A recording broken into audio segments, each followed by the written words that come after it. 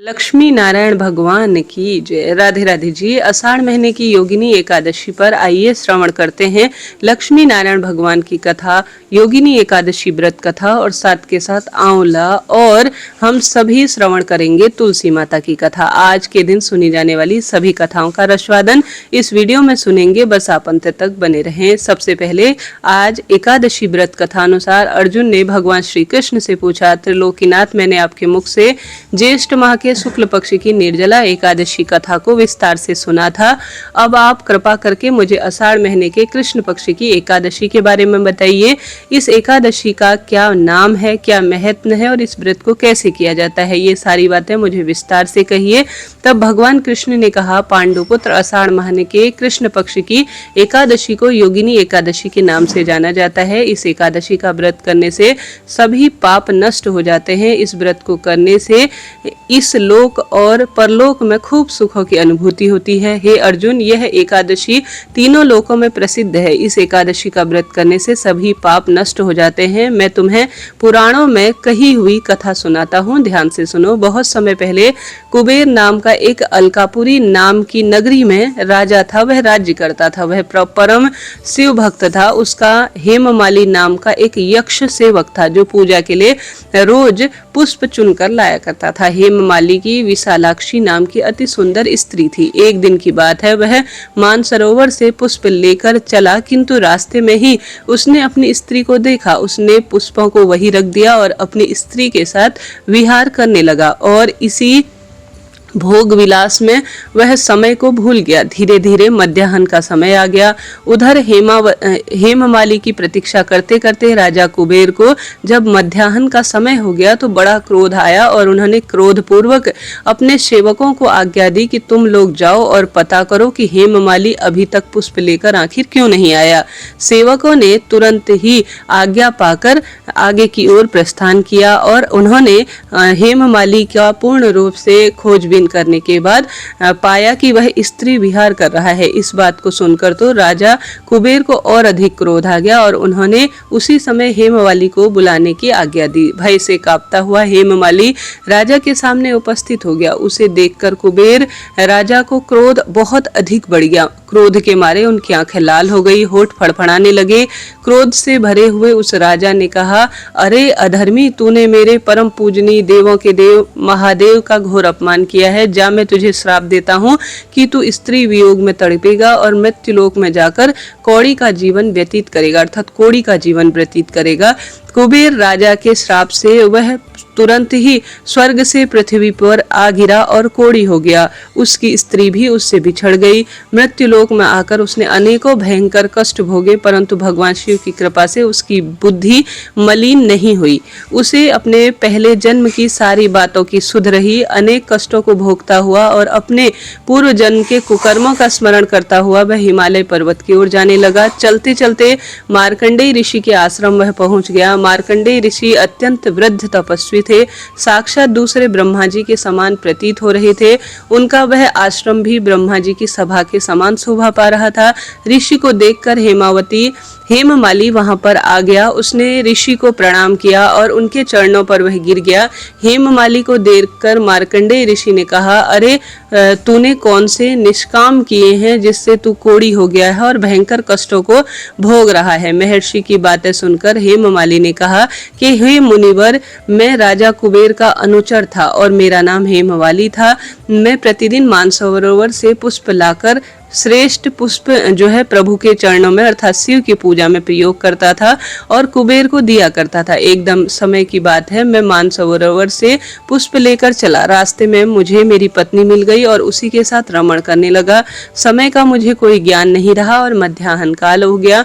मैं पुष्प नहीं पहुंचा सका। राजा को बड़ा क्रोध आया और उन्होंने मुझे श्राप दे दिया कि तू अपनी स्त्री के वियोग जो है झेलेगा और मृत्युलोक में जाकर कोड़ी बनकर दुख जो है पूर्ण रूप से पाएगा। बस इसी कारण मैं कोढ़ी हो गया हूँ और पृथ्वी पर आकर मैं भयंकर कष्ट भोग रहा हूँ। अब आप मुझ पर कृपा करें और कोई ऐसा उपाय बताएं जिससे मैं मुक्त हो सकूं। मार्कंडेय ऋषि के कहे अनुसार, माली, तूने मेरे सामने सत्य वचन जो है कहा है, इसलिए मैं तेरे उद्धार के लिए एक व्रत बताता हूँ। आषाढ़ माह में आने वाली श्रेष्ठ कृष्ण पक्ष की एकादशी का विधि विधान से व्रत करना। व्रत के प्रभाव से तुम्हारे सारे पाप नष्ट हो जाएंगे। आषाढ़ माह के कृष्ण पक्ष की एकादशी को योगिनी एकादशी कहा जाता है और इस एकादशी का व्रत करने से पूर्व जन्म या इस जन्म के सभी पाप नष्ट हो जाते हैं। हेममाली कहने लगा, महर्षि, मैं तो एकादशी व्रत की विधि नहीं जानता। मार्कंडेय ऋषि ने हेमवाली को एकादशी व्रत की संपूर्ण विधि बताई। महर्षि के वचन सुनकर हेममाली बहुत प्रसन्न हुआ और उनके वचनों के अनुसार योगिनी एकादशी पर उसका विधि विधान से व्रत करने का निश्चय किया। इस व्रत के प्रभाव से उसने अपने जो है पुराने स्वरूप को प्राप्त किया और अपनी पत्नी के साथ सुखपूर्वक रहने लगा। भगवान श्री कृष्ण कहते हैं, हे अर्जुन, इस योगिनी एकादशी कथा को सुनने का फल 88,000 ब्राह्मणों को भोजन कराने के समान मिलता है। इस एकादशी का व्रत करने से सभी पाप नष्ट हो जाते हैं और अंत में व्यक्ति मोक्ष को प्राप्त होता है। इस एकादशी का व्रत करके प्राणी स्वर्ग का अधिकारी होता है। तो प्रेम से बोलिए, भगवान विष्णु की जय, माता लक्ष्मी की जय, एकादशी माता की जय। अब एकादशी के दिन सुनी जाने वाली एकादशी माता की कथा सुन लेते हैं। सतयुग में एक महाभयंकर दैत्य हुआ जिसका नाम था मुर। उस दैत्य ने इंद्र आदि सभी देवी देवताओं पर विजय प्राप्त की और उन्हें अपने पद से हटा दिया। तब देवराज इंद्र ने भगवान शंकर से प्रार्थना की कि हे भोलेनाथ, आप सभी जो है देवी देवताओं के जो दुख हैं उनका निदान करो, हमें मुर नामक दैत्य से अत्याचार से पूर्ण रूप से बचाइए। हम बहुत अधिक दुख और कष्ट भोग रहे हैं, मैं बहुत भयभीत हूँ। अन्य देवताओं का तो मैं क्या ही करूं, ऐसा इंद्र ने कहा। अतः हे कैलाशपति, कृपा करके आप मुर दैत्य के अत्याचार से बचने का कोई उपाय बताएं। देवराज की प्रार्थना सुनकर भगवान शंकर बोले, हे देवेंद्र, आप भगवान श्रीहरि के पास जाइए। मधुकैटभ का संहार करने वाले विष्णु देवताओं को अवश्य ही इस भय से मुक्त करेंगे। महादेव जी के कहे अनुसार इंद्र और अन्य सभी देवता क्षीर सागर में गए, जहां पर विराजमान श्रीहरि शेषनाग की सैया पर विराजमान थे। इंद्र सहित सभी देवताओं ने भगवान विष्णु के समक्ष उपस्थित होकर उनकी स्तुति की। हे तीनों लोकों के स्वामी, आप स्तुति करने योग्य हैं। हम सभी देवता आपको कोटि कोटि प्रणाम करते हैं। हे दैत्यों के संहारक, हमें अपनी शरण में ले लीजिए, हमारी रक्षा करें। हे त्रिलोकपति, हम सभी देवता दैत्यों के अत्याचार से भयभीत होकर आपकी शरण में आए हैं। इस समय दैत्यों ने हमें स्वर्ग से निकाल दिया है और हम सभी देवता बड़ी ही दयनीय स्थिति में मृत्यु लोक में विचरण कर रहे हैं। अब आप ही हमारे रक्षक हैं और हमारी रक्षा कीजिए। हे कैलाशपति, हे जगन्नाथ, आप हमारी रक्षा करें। देवताओं की करुण पुकार सुनकर भगवान श्रीहरि बोले, हे देवगणों, वह कौन सा दैत्य है जिसने देवताओं को जीत लिया है? आप सभी देवगण किस भय से पृथ्वी लोक में भटक रहे हैं? क्या वह दैत्य इतना बलवान है जिसने इंद्र सहित सभी देवताओं को जीत लिया है? आप सभी निर्भय होकर मुझे सब अपनी बात बताएं। भगवान विष्णु के इन वचनों को सुनकर देवेंद्र ने कहा कि प्रभु, प्राचीन काल में ब्रह्मवंश में उत्पन्न हुआ नाड़ी जंघ नाम का एक असुर था। उसका नाम मूर। वह मूर नाम का एक जो सर्वश्रेष्ठ और अति उत्तम और अति बलवान महापराक्रमी पुत्र जो कि चंद्रावती नगरी में निवास करता है, जिसका नाम मूर है, जिसने अपने बल से मृत्युलोक और देवलोक को जीत लिया है, सभी देवताओं को देवलोक से निकाल दिया है और अपने दैत्य कुल के असुर इंद्र और यम, अग्नि, वायु, वरुण आदि सभी जो है अलग से बना लिए हैं। वह स्वयं सूर्य बनकर पृथ्वी को तापता है और स्वयं मेघ बनकर जल की वर्षा करता है। आप इस बलशाली भयानक असुर का संहार करें और हम सभी देवताओं की रक्षा करें। देवेंद्र के मुख से ऐसे वचन सुनकर भगवान विष्णु बोले, हे देवताओं, मैं आपके शत्रु का शीघ्र ही संहार करूंगा। आप सभी इस समय मेरे साथ चंद्रावती नगरी चलिए। देवताओं की करुण पुकार सुनकर भगवान विष्णु तुरंत ही चल दिए। उधर दैत्य मुर ने अपने तेज से पूर्ण रूप से पूरी पृथ्वी को वश में कर लिया था और घोर अत्याचार कर रहा था। श्रीहरि विष्णु की युद्ध की इच्छा से आ रहे हैं ऐसा मुर ने जान लिया था। अतः अपने राक्षस योद्धाओं के साथ वह युद्ध भूमि में आ गया और गर्जना करने लगा। देखते ही देखते भयानक युद्ध शुरू हो गया। युद्ध शुरू होते ही अनगिनत असुर अपने अस्त्र शस्त्र धारण कर देवताओं से युद्ध करने लगे, पर देवता तो पहले से ही बहुत डरे हुए थे। अधिक देर तक राक्षसों का सामना नहीं कर पाए और वहां से भाग खड़े हुए। तब भगवान विष्णु स्वयं युद्ध भूमि में आए। दैत्य तो पहले से भी ज्यादा जोश से भरकर भगवान विष्णु से युद्ध करने लगे। वह अपने अस्त्र और शस्त्रों में जो है बहुत लबालब होकर भयंकर प्रहार करने लगे। दैत्यों के आक्रमण और वार से भगवान विष्णु अपने चक्र और गदा से सब प्रहार रूप नष्ट करने लगे। इस युद्ध में बहुत सारे दैत्य मृत्यु को प्राप्त हुए और दैत्यराज मुर भगवान विष्णु का सबसे श्रेष्ठ युद्ध चला। बहुत उसका तो जैसे बाल भी बांका नहीं हुआ। भगवान विष्णु को मारने के लिए जिन जिन शस्त्रों का वह प्रयोग करता वह सब जो है निस्तेज हो जाते और पुष्प के समान गिरते। अनेक अस्त्रों और शस्त्रों का प्रयोग करके भी भगवान विष्णु उनसे नहीं जीत पा रहे थे। तब वह आपस में मल्लयुद्ध करने लगे। भगवान श्रीहरि उस असुर से हजारों वर्षों तक युद्ध करते रहे पर उस असुर से जीत नहीं सके। अंत में भगवान विष्णु शांत होकर थोड़ी देर विश्राम करने की इच्छा से एक द्वार वाली जो है 88,000 कोस लंबी एक गुफा में प्रवेश करने लगे। उस गुफा में प्रभु ने कुछ देर शयन किया। भगवान विष्णु के पीछे पीछे मारने की इच्छा से दैत्य भी उस गुफा में चला गया। उसने भगवान श्रीहरि को जैसे ही सोता देखा तब उन्हें मारने को वह तैयार हो गया। उसने सोचा आज मैं इस शत्रु का हमेशा के लिए विनाश कर दूंगा, पर उसकी यह इच्छा पूरी नहीं हो सकी क्योंकि उसी समय भगवान विष्णु के देह से एक दिव्य वस्त्र धारण करती हुई एक तेजस्वी अति सुंदर मोहित कन्या उत्पन्न हुई और वह राक्षसों को ललकार कर उनसे युद्ध करने लगी। उस कन्या को देखकर राक्षस को बड़ा आश्चर्य हुआ और सोचने लगा कि ऐसी दिव्य कन्या आखिर कहाँ से उत्पन्न हुई है। फिर वह असुर उस कन्या से लगातार युद्ध करता रहा। कुछ समय बीतने पर उस कन्या ने क्रोध में आकर उस दैत्य के अस्त्र शस्त्रों के टुकड़े टुकड़े कर दिया, उसका रथ भी तोड़ दिया। अब तो उस दैत्य को बड़ा क्रोध आया और वह उस कन्या से मल्लयुद्ध करने लगा। तब उस तेजस्वी कन्या ने उसे धक्का मारकर मूर्छित कर दिया और उसकी मूर्छा टूटने से पहले ही उसका सर गर्दन से अलग कर दिया। सिर कटते ही वह असुर पृथ्वी पर गिर गया और मृत्यु को प्राप्त हुआ। बाकी बचे हुए असुर अपने राजा का ऐसा अंत देखकर भयभीत होकर पाताल लोक में भाग गए। भगवान विष्णु जब निद्रा से जागे तब उन्होंने उस असुर को मरा हुआ देखा। तब उन्हें बड़ा आश्चर्य हुआ। वह सोचने लगे इतने महाबलशाली असुर को आखिर किसने मारा। तब वह तेजस्वी कन्या श्रीहरि के आगे हाथ जोड़कर कहने लगी, हे जगदीश्वर, यह असुर आपको मारने के लिए उदित था। तब आपके ही शरीर से उत्पन्न होकर मैंने असुर का वध कर दिया है। कन्या की बात सुनकर भगवान बोले कि देवी, तुमने इस असुर को कैसे मारा? अतः मैं तुमसे बहुत प्रसन्न हूँ। इसे मारकर तुमने तीनों लोकों में देवताओं के कष्ट को दूर कर दिया है। इसलिए तुम मुझे अपनी इच्छा अनुसार वरदान मांग लो, मैं तुम्हारी हर इच्छा को पूरा करूंगा। भगवान की बातें सुनकर उस कन्या ने कहा कि प्रभु, अगर आप मुझसे प्रसन्न हैं तो मुझे वरदान दीजिए कि जो भी मनुष्य या देवता मेरी पूजा करे, मेरा व्रत करे, उसके सभी पाप नष्ट हो जाए और उसे स्वर्ग की अनुभूति हो। मेरे व्रत का आधा फल रात्रि को मिले और आधा फल एक समय भोजन करने वाले को मिले। जो श्रद्धालु भक्ति पूर्वक मेरे व्रत को करे वह बैकुंठ लोक को प्राप्त करे। जो मनुष्य मेरे व्रत के दिन और रात में केवल एक बार भोजन करे वह धन धान्य से परिपूर्ण हो जाए। अगर आप मुझसे प्रसन्न हैं तो मुझे ऐसा वरदान दीजिए। तब भगवान श्रीहरि ने कहा, हे देवी, ऐसा ही होगा।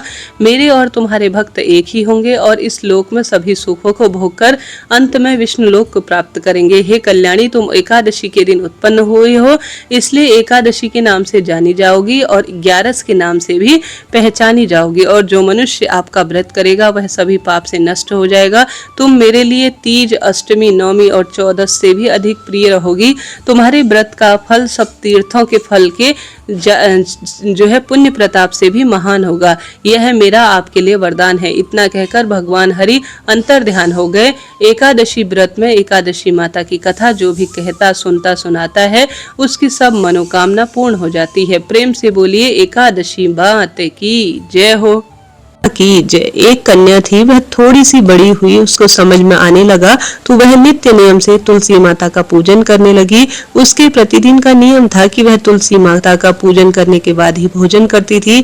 जब वह कन्या शादी के लायक हुई तब उसके माता पिता ने उसकी शादी करवा दी। कन्या को उसके माता पिता ने दहेज में एक तुलसी का गमला भी दिया। ससुराल में वह प्रतिदिन सवेरे उठते ही पूजा करती, फिर उसके बाद ही खाना खाने बैठती थी।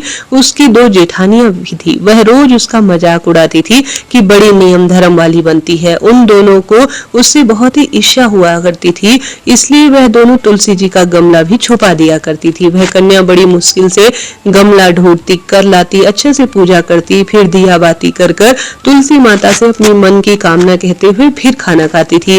वह गमला ढूंढ कर निकाल लेती थी, तो इसलिए उनकी जेठानियों ने एक दिन क्या किया कि उस गमले को उठाकर कहीं दूर फेंक दिया। कन्या ने खूब ढूंढा पर गमला नहीं मिला। वह बहुत ही परेशान हो गई। उस दिन तो उसने खाना पीना भी नहीं खाया। उसका नियम था जो वह आज टूट गया था। उस कन्या की सच्ची भक्ति देखकर तुलसी माता उससे बहुत प्रसन्न हुई और उसके कमरे में तुलसी माता स्वयं गमले के रूप में प्रकट हो गई। अगले दिन सुबह जब वह उठी तो क्या देखती है कि उसकी खाट के चारों कोनों पर तुलसी माता का गमला अचानक प्रकट हो गया है। वह देखती है तो बहुत ही प्रसन्नता होती है। जब वह अपने मन में सोचने लगती है कि यह तो मेरे पूजा पाठ का सत्कर्म ही है, अब तुलसी माता को कोई नहीं चुरा पाएगा, पूजन करने के लिए कहीं जाना भी नहीं पड़ेगा और कोई मेरी तुलसी माता को इधर उधर फेंकेगा भी नहीं। वह तो जल्दी से उठकर स्नान करती और तुलसी माता का पूजन करती। जब वह खाना खाने बैठती तो उसकी जेठानियां मजाक करने लगी, लो देवरानी का नियम धर्म तो रोज पूरा हो ही जा रहा है। उनसे पूछती थी कि तुलसी पूजा कर ली क्या? देवरानी धीरे से आज बोली, हाँ कर ली। जेठानी बोलती है, कहाँ से कर ली पूजा? गमला तो हमने फेंक दिया था। देवरानी कहती है कि देख लो मेरे कमरे की खाट पर तुलसी जी लगी हुई है। जेठानियां बहुत शर्मिंदा हुई और इस चमत्कार को देखकर आश्चर्यचकित रह गई और कहने लगी, देवरानी जी तुम्हारी भक्ति सो सच्ची है, हमने तुझे बहुत परेशान कर दिया, हमें माफ कर दो। देवरानी जी दयालु प्रवृत्ति थी। उन्होंने बताया कि तुलसी माता की पूजा से जीवन में सब सुख मिल जाते हैं और सदा सर्वदा सौभाग्य की तुलसी माता रक्षा करती है। देवरानी ने उन्हें माफ करते हुए यह जो है सर्वश्रेष्ठ सीख दी। तभी से जेठानियां भी नित्य नियम से रोज तुलसी माता का पूजन करने लगी। इस तुलसी पूजन से उनका पुण्य प्रताप बढ़ने लगा और सदा सर्वदा परिवार में खूब खुशियां होने लगी। प्रेम से बोलिए तुलसी माता की जय। कथा अनुसार एक बुढ़िया माई थी। बुढ़िया माई नित्य नियम से तुलसी माता का पूजन, सेवा, अर्चना और नाम जाप करती और श्री नारायण की खूब भगत थी। तुलसी माता को जब भी सींचती तब कहती है, तुलसी माता सत की दाता, मैं तेरा बिरवा सींचती हूँ, मुझे बहू दे, पीताम्बर की धोती दे, मीठा मीठा घास दे, बैकुंठ का वास दे, चटक की चाल दे, पटक की मौत दे, चंदन का कांठ दे, रानी सा साज दे, दाल भात का भोजन दे, ग्यारस की मौत दे और कृष्ण जी का कांधा दे। तब तुलसी माता यह सुनकर सूखने लगी तो भगवान ने पूछा, हे तुलसी तुम क्यों सूखे जा रही हो? तुलसी माता कहती है, एक बुढ़िया रोज आती है और सारी बात कहकर चली जाती है। इसकी सब बात तो मैं पूरी कर दूं, लेकिन कृष्ण जी का कांधा आखिर कहाँ से लाऊं? तो भगवान बोले, जब वह मरेगी तो मैं अपने आप कांधा देने आ जाऊंगा, तो बुढ़िया माई से कह देना। जब बुढ़िया माई मर गई, सब लोग आ गए। जब बुढ़िया माई को ले जाने लगे तो वह किसी से नहीं उठी। तब भगवान एक 12 बरस का बालक का रूप धारण कर आए। बालक ने कहा, मैं कान में एक बात कहूंगा तो बुढ़िया माई जी उठेगी। बालक ने कान में कहा, बुढ़िया माई मन की निकाल ले, पीताम्बर की धोती ले ले, मीठा मीठा घास ले ले, बैकुंठ का वास ले ले, चटक की चाल ले ले, पटक की मौत ले ले, कृष्ण जी का कांधा ले ले। यह सुनकर बुढ़िया माई हल्की हो गई। भगवान ने कांधा दिया और बुढ़िया माई को मुक्ति मिल गई। हे तुलसी माता, जैसे बुढ़िया माई को तुमने मुक्ति दी वैसे ही सभी को मुक्ति देना और सबकी सब कामना तुरंत ही पूर्ण करना। प्रेम से बोलिए तुलसा मात की जय। शुक्रवार महालक्ष्मी वैभव लक्ष्मी व्रत की कथा। इसे सुनने मात्र से सारे कार्य सिद्ध हो जाते हैं। आइए सुनते हैं वैभव लक्ष्मी व्रत कथा। कहा जाता है किसी शहर में अनेक लोग रहते थे, सभी अपने अपने कामों में लगे रहते थे, किसी को किसी की कोई परवाह नहीं थी। भजन कीर्तन, भक्ति भाव, दया, माया, परोपकार जैसे संस्कार अब कम हो गए थे। शहर में बुराइयां बढ़ गई थी। शराब, जुआ, रेस और चोरी डकैती वगैरह बहुत सारे गुनाह राज्य में होते थे। इसके इसके बावजूद शहर में कुछ ऐसे अच्छे लोग रहते थे जो कि अपने आप में अद्भुत थे। ऐसे ही लोगों में शीला और उनके पति की गृहस्थी भी मानी जाती थी। शीला धार्मिक प्रवृत्ति की थी, संतोषी स्वभाव की थी। उसका पति भी विवेकी और सुशील था। शीला और उसका पति किसी की बुराई नहीं करते थे और प्रभु भजन में अच्छी तरह समय व्यतीत करते थे। शहर के लोग उनकी गृहस्थी की सराहना करते थे। देखते ही देखते समय बीत गया। शीला का पति बुरे लोगों की दोस्ती कर बैठा। अब वह जल्द से जल्द करोड़पति होने का ख्वाब देखने लगा, इसलिए वह गलत रास्ते पर चल पड़ा। फलस्वरूप वह करोड़पति बन गया। यानी गलत रास्ते पर भटकते भटकते उसकी करोड़पति से रोडपति जैसी स्थिति हो गई और वह अब गलत आदत सीख गया और उसकी हालात ऐसी हो गई कि सब मजाक बनाने लगे। शराब, जुआ, रेस, चरस और जो बुरी आदतें थी वह पूरी तरह से उसे निगलते जा रही थी। दोस्तों के साथ उसे शराब की खूब लत हो गई थी। अब शीला के प्रति उसका बर्ताव बहुत ही कठोर हो गया था, अर्थात वह शीला को बहुत मारता पीटता था। पर शीला को अपने भगवान पर भरोसा था और सब कुछ सहन करती थी। वह अपना अधिकांश समय प्रभु भक्ति में बिताने लगी। अचानक एक दिन दोपहर को उसके द्वार पर किसी ने दस्तक दी। शीला ने द्वार खोला तो देखा एक माजी खड़ी थी। उनके चेहरे पर एक अलौकिक तेज निखर रहा था। उनकी आंखों से मानो अमृत बह रहा था। उनका भव्य चेहरा करुणा और प्रेम से छलक रहा था। उनको देखते ही शीला के मन में अपार शांति छा गई। शीला के रोम रोम में आनंद छा गया। शीला उस माजी के आदर को जो है देखती रह गई कि वह कैसी चमत्कारी माता है। आदर सहित वह उसे घर ले आई। घर में बैठाने के लिए कुछ भी नहीं था, अतः शीला ने फटी हुई एक चद्दर पर माँ को स्थान दिया। माँ जी बोली, क्यों शीला, मुझे नहीं पहचाना? हर शुक्रवार को लक्ष्मी जी के मंदिर में भजन कीर्तन में वहां आया करती थी। इसके बावजूद शीला को समय नहीं पाई। फिर माँ जी बोली, तुम बहुत दिनों से मंदिर नहीं आई हो, अतः मैं तुम्हें देखने चली आई। माँ जी के अति प्रेम भरे शब्दों को सुनकर शीला का मन बहुत अधिक दुखी था। तुरंत ही पिघल गया और उसकी आंखों से आंसू आ गए और वह बिलख बिलख कर रोने लगी। माँ जी ने कहा, बेटी, सुख और दुख तो धूप छांव जैसे है, धैर्य रखो बेटी, मुझे तेरी सारी परेशानी बता। माँ जी के व्यवहार से शीला को काफी राहत मिली और सुख की आस में उसने माँ जी को अपनी सारी कहानी सुनाई। कहानी सुनकर माँ जी ने कहा, कर्म की गति न्यारी होती है। हर इंसान को अपने कर्म भुगतने पड़ते हैं, इसलिए तू चिंता मत कर।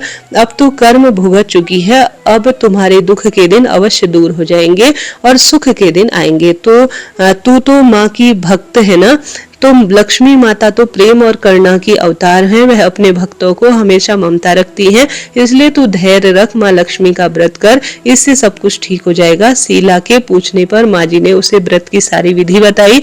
माँ जी ने कहा, बेटी, माँ लक्ष्मी जी का व्रत बहुत सरल है। उसे वरद लक्ष्मी, वैभव लक्ष्मी व्रत या संतान लक्ष्मी व्रत कहकर संबोधित किया जाता है। यह व्रत करने से सब मनोकामना तुरंत ही पूर्ण हो जाती है। यह सुख, संपत्ति और यश देने वाला व्रत है। शीला यह सुनकर आनंदित हो गई। शीला ने संकल्प कर आंखें खोली तो सामने कोई भी नहीं था। वह आश्चर्यचकित हो गई कि माँ जी कहाँ गई। शीला को तत्काल यह समझते देर नहीं लगी। माँ जी और कोई नहीं, साक्षात माँ लक्ष्मी थी।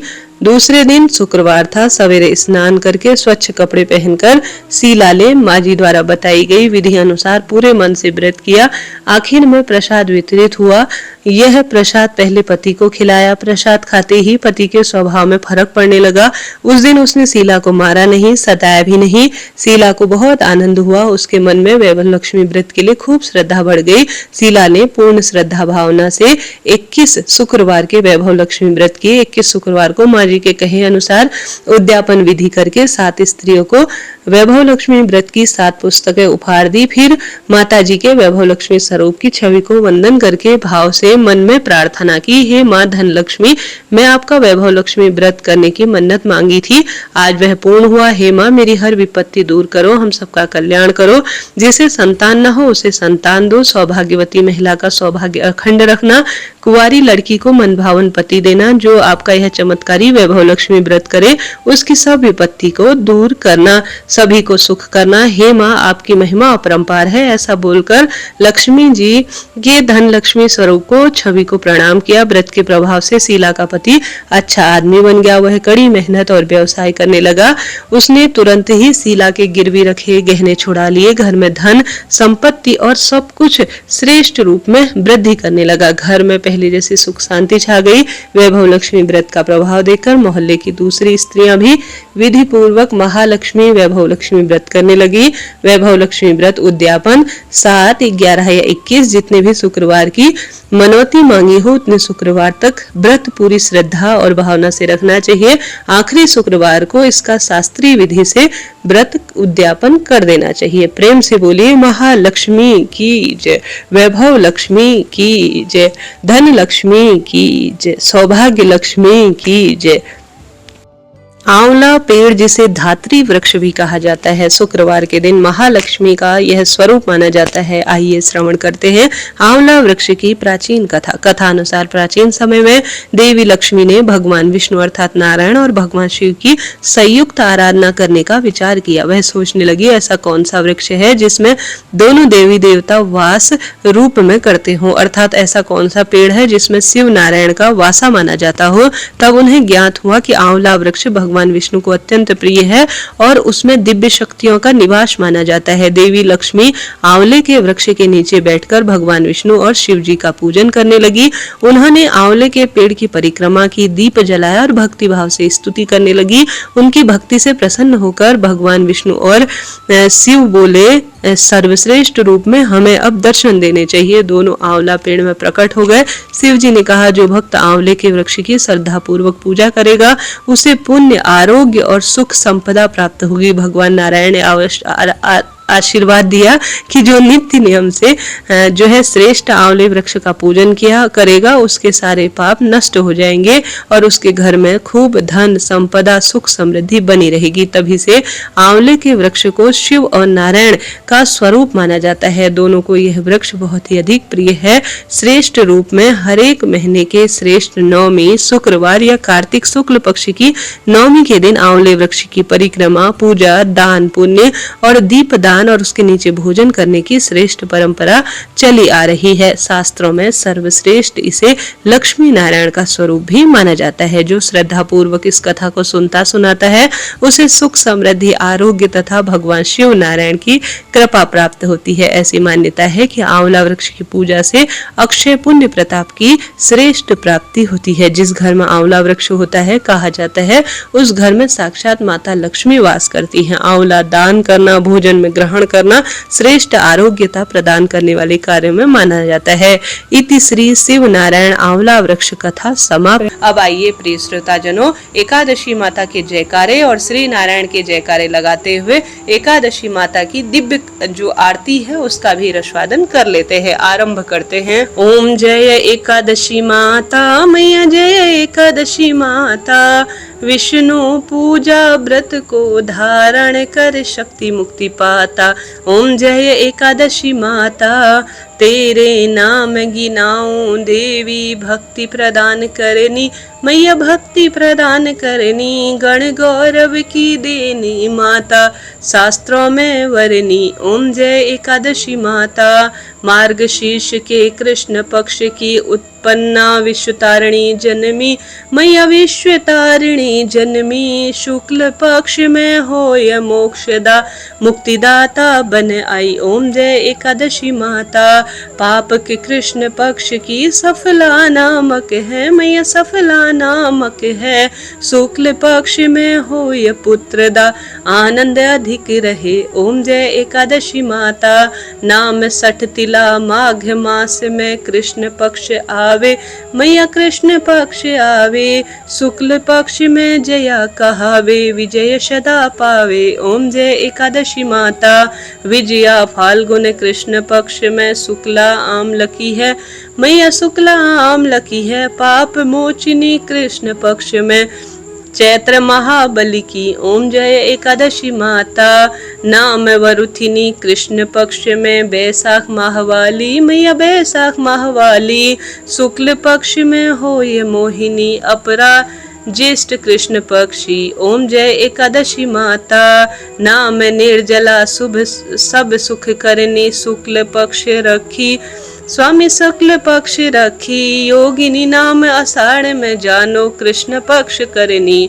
ओम जय एकादशी माता, देव शयनी नाम कहायो, शुक्ल पक्ष धरनी, मैया शुक्ल पक्ष धरनी, कामिका श्रावण मास माए कृष्ण पक्ष कहिए ओम जय एकादशी माता श्रावण शुक्ला होय पवित्रा आनंद से रहिए मैया आनंद से रहिए अजा भाद्रपद कृष्ण पक्ष की परिवर्तिनी शुक्ला ओम जय एकादशी माता इंद्रा अश्विन कृष्ण पक्ष में व्रत से भव सागर निकला मैया व्रत से भव सागर निकला पांपा कुंशा शुक्ल पक्ष में आप हरनहारी मैया आप हरनहारी रमा मास कार्तिक में आवे सुखदायक भारी मैया सुखदायक भारी देव उत्थानी शुक्ल पक्ष की दुखनाशक मैया ओम जय एकादशी माता पावन मास में करूं विनती पार करो नैया मैया पार करो नैया परमा कृष्ण पक्ष में होती जन मंगल करनी ओम जय एकादशी माता शुक्ल मास में हो ये पद्मिनी दुख दारिद्र हरनी मैया दुख दारिद्र हरनी जो कोई आरती एकादशी की भक्ति सहित गावे मैया भक्ति सहित गावे जन गुर दीता स्वर्ग का वासा निश्चय वह पावे मैया निश्चय वह पावे ओम जय एकादशी माता जय जय एकादशी माता विष्णु पूजा व्रत को धारण कर शक्ति मुक्ति पाता ओम जय एकादशी माता प्रेम से बोलिए एकादशी मात की जय विष्णु भगवान की जय। प्रिय श्रोताजनों यह एकादशी माता की कथा और आरती जो कि मैंने आप सभी को सुनाई जरा सा भी आनंद आया हो तो राधे राधे लिखें और इसी तरह की श्रेष्ठ जानकारी के लिए चैनल से जुड़ें।